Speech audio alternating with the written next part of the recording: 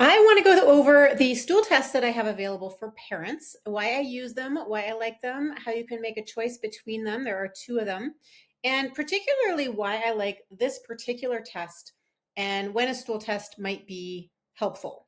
So, I'm talking about a microbiome analysis, an analysis of what is going on in the gut ecosystem that could be contributing to your child's symptoms and just um, generally contributing to less optimal health than you want for them. This is a non-diagnostic screening tool, meaning it's not looking for a particular illness or disease or condition. It's looking at the function of a body system so that you can make educated choices about how you're going to spend your energy and your money and your resources to support that system. Now, as we know, the gut is central to the whole body. It touches every other system in some way, shape, or form. And microbiome research is really helping us understand what the developing microbiome should look like, how it might be different in kids at different age groups, how it may contribute to certain conditions, and how we can support it. So, the one that I use is specific to kids. Now that we have one on the market that is specific to kids, there is really no reason not to use it. We are gathering more and more information about how the microbiome of children changes, how it might be different from an adult. And until recently, clinicians had to make that adjustment with, if you're running a stool test that was developed for an adult, we needed to make those adjustments for children. Now we have a child specific microbiome test. So that is the one that I use. That is the one that I suggest for all parents to use on their children. You can do it on yourself as well. They just change the reference ranges and use the adult research versus using the children's research. So to use this test, first of all, it's calibrated for children, but second of all of that information is going into a database, anonymously, of course, to help us better understand the developing microbiome of a child, which is so important for future generations. So, why, before I get into actual, I'm going to take you through the test and show you what it can show you and what it can't show you. And I'm going to show you the difference between the two tests. But before I get into that, why not just eat well, right? Like, why do we have to run a microbiome assessment? What is the value there? We know that a healthy microbiome requires probiotic foods and fiber and color and, diversity and good fat. So why can't we just do that and hope for the best in the microbiome? Why do we need to test?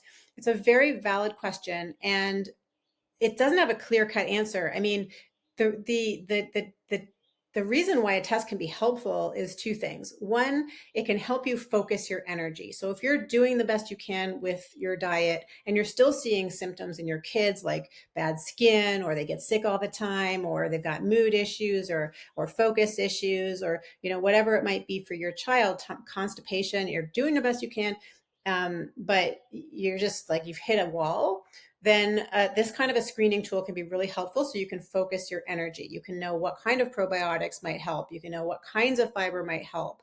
You might need to pull back on some of the things that you're already doing now. So that's one reason why I really like stool tests.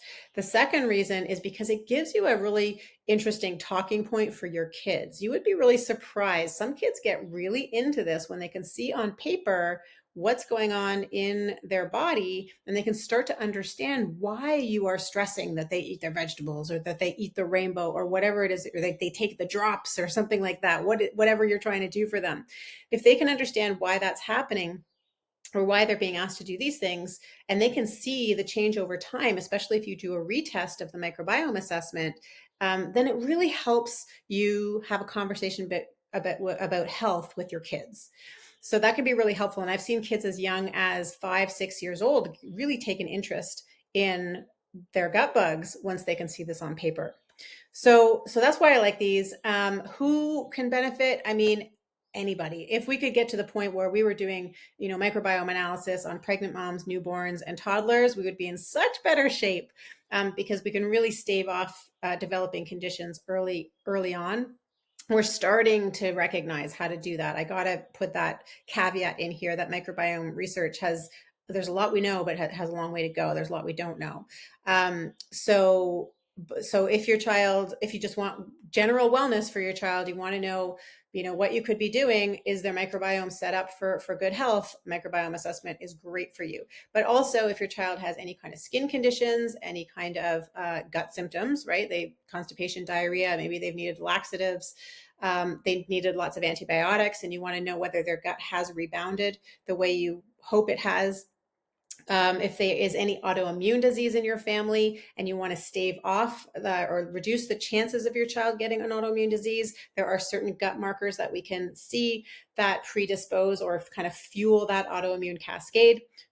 If there are mood and behavior issues like anxiety or ADHD, learning troubles, anything like that, then microbiome is a great place to look, because we know that there's a gut brain connection. Lots of videos on my website about that. And like I say, just for general health, it is amazing. Okay, so let's get into the sample reports and what these microbiome tests can and cannot tell you. So there are two that you can choose from. This is the Pro version. It's got a whole nother section here. And this is the baseline assessment version. They have different price points, but they are both excellent tests. If you can get access to the Pro test, it's usually the one that I like to do first, because it gives us a little bit more detail. But as I say, the baseline report is awesome as well. So let's start with the baseline report. It's going to give you a microbiome score at the start. Honestly, I don't find that all that helpful. And then it gives you this kind of really scary sample at a glance, which highlights all of the problem areas, which I also don't find. I mean, it gives you a highlight, but it's also kind of scary when you look at it. So I jump right back down to the specifics. And this is what we're looking for. There are 4 main patterns that I look for in a microbiome test. And this is really important, that you're looking for patterns. And one of the reasons I really like this test is that it's a shotgun metagenomics test, which is now the gold standard in microbiome testing. It is giving you a snapshot of the entire ecosystem. And when it comes to the gut microbiome, we have to consider it as an ecosystem. All of these microbes help each other. They are smart and intelligent beyond what we give them credit for, and they hold each other in balance when they're given the right resources. So when it comes to children, I would much rather support the developing microbiome than go on a killing spree. I mean, consider the child, right? They are growing, they're in a state of growth. We want to nourish that growth best we can. Yes, if there are stressors and troublemakers in the way, then we can do some work with herbs and certain nutrients to try to knock those back. But I would much rather focus on building the ecosystem in a child. It's different from adults, but we're talking about children specifically here. So there are 4 main patterns that I look for in a microbiome screening test, particularly the first time we look at it. The first one is, are we looking at kind of an insufficiency pattern where the beneficial microbes are lacking?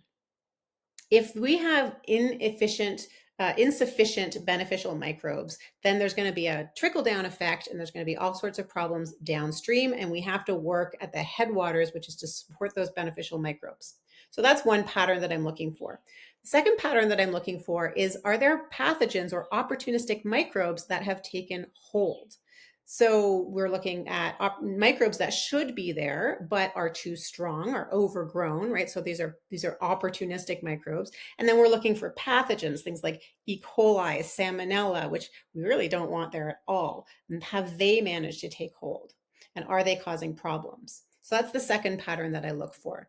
The third pattern that I look for is inflammation. We know now that the gut can be a source of inflammation, and when there is inflammation in the gut, that the signalers, the various signaling pathways, that inflammation is translated around the body, and it can cause inflammation in the joints, it can cause inflammation in the brain and elsewhere in the body. So we want to see whether there is a source of inflammation in the gut.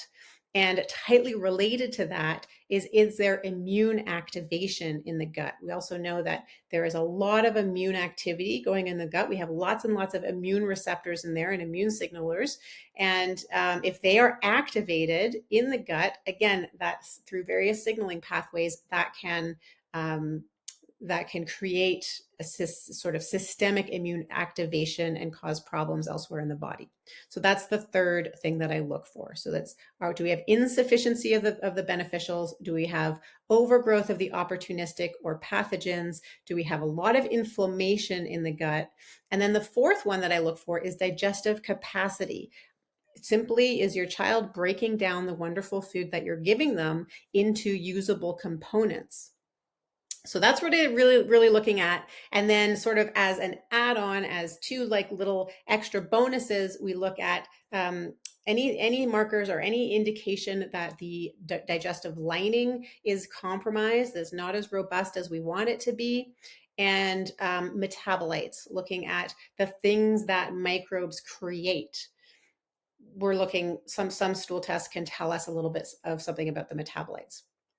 Okay, so that's what I'm looking for. Now, this is the basic baseline test. You can see it's got a whole section on the beneficial microbes. Are the main families of beneficial microbes represented in your child's gut to a sufficient extent that is appropriate for their age? This is something that we are seeing as our research is growing, changes throughout life. A child's microbiome has different beneficial microbes than an adult's microbiome, and to different extents as well. So beneficial microbes, it's got a whole section of disruptive microbes and pathogens. It's got a section around inflammation in the gut. Short chain fatty acids is an example of metabolites. So the microbes will create short chain fatty acids. And this section takes a look at whether or not that the body has the capacity to do that. Here's our section on digestion and absorption, right? And then balance and robustness is kind of covers all of it. And then we have more here. These are very general sections, more on the metabolites, right? Can the gut produce histamine? Can the gut produce GABA? Can the gut produce bile acids? So these are metabolites. This is a general overview of balance and robustness, because remember, we don't want to just go on a killing spree in a child's gut. We want to make sure that the ecosystem is robust and healthy and balanced. And since this sample was put up, there are two other sections put in here. One is a gut resilience score, and another is about the oral microbiome and whether there are microbes that should be living in the mouth that are showing up in the stool, and that can tell you a little something about the pH and the digestive system. So those are the sections. Of course, you go down further and it gives you much more specific. It gives you actually the percentage. So remember, this is shotgun metagenomics. So it's looking for DNA evidence of these particular microbes. It splits it up into the phylum, the family, the genus, and the species. And then if you go into their back-end portal, you can actually get even more detail about each particular one. But this is enough to give you a sense. So you can see in this person, in this child, bifidobacterium is, it's okay. It's at 0.29%, but in a very healthy, robust ecosystem, I like to see this at around at least 4 to 5%. Bifidobacterium are so helpful, particularly if your child is struggling with mood and behavior and anxiety and things like that, or an immune system that is dysregulated. Fecalibacterium also really important for the skin, any kind of immune dysfunction, like if you're getting sick a lot, it's probably because they're lacking Fecalibacterium. So anyway, I won't go into the specifics, but it does look at the beneficial microbes. So I just wanted to show you here how it goes into a little bit more detail, and it gives you reference ranges that are particular to the age of your child. If we switch over to the Pro sample, the Pro has all of these things as well, but then it has another section here called the Pro marker section. The Pro marker section is not DNA. So with DNA, we're looking at is there the genetic material in your child's gut? The Pro markers are looking for particular substrates. So, for example, we talked about butyrate, propionate, acetate. These are the short chain fatty acids. Up in the baseline test, we had a section here about, are the DNA there to create these things?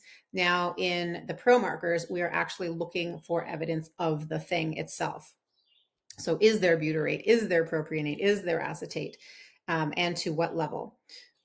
We have a little bit more on things like digestion, right? A little bit more on color and consistency. Are there fats coming out? Are there carbohydrates coming out? How is the pancreas doing its job? So this is, again, not genetic. It's just a little bit deeper looking into these aspects. Is there blood? And then this whole section here is more on that inflammation. We did have some clues in the baseline assessment as to whether there was a lot of inflammation there. Now we have secretory IgA, which is really helpful to know if your child gets sick all the time, or if you think your child has a lot of food sensitivities, their secretory IgA will probably be off. That's going to probably cause a lot of inflammation. And then we have 3 more detailed inflammation clues here as well. So that's the difference between the 2 tests. They're different price points, so worth knowing the difference. And what you can do when you order a microbiome assessment through me, and pop on over to our parenting tools. You can go into the poop stability section here, and then you can also go into the digestive health section here, and you've got loads of support to support the microbiome.